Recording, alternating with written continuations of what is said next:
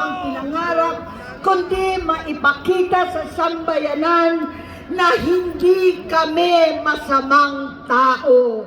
Hindi masama ang pamilya Marcos. Gusto kong ibangon ang dangal ng aking ama.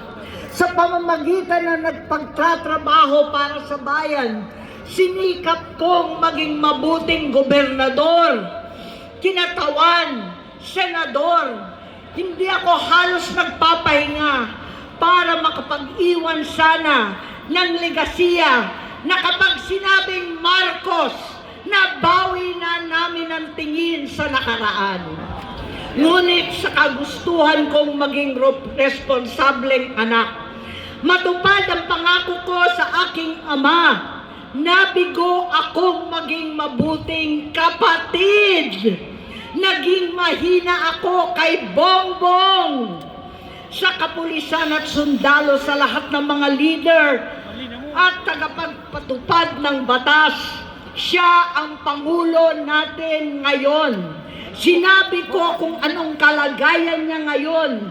Tulungan niyo akong mapabuti ang kanyang kalagayan.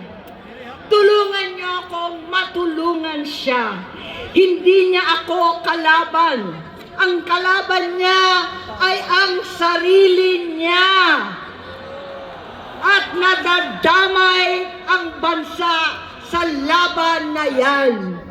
Bilang senador at lingkod bayan, batid ko ang mga problema at gaya ng bayan, alam ko rin ano ang solusyon.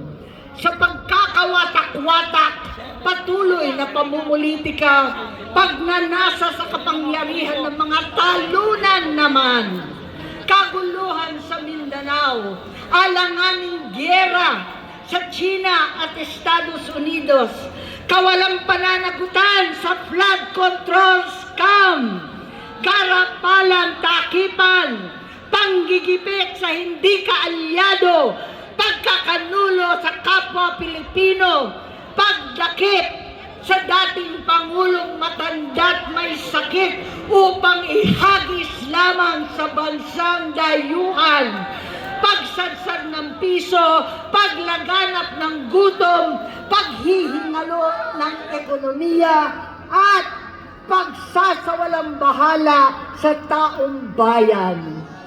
Ang delubyo at kalamidad na nagdudulot ng parusa, ang korupsyon na nauwi sa kawalan ng tiwala at hustisya sa Pilipinas, sa kanyang pamahalaan, lahat ng yan ay masusolusyonan kung ikaw, aking kapatid, magsaayos ng iyong sariling kalusugan.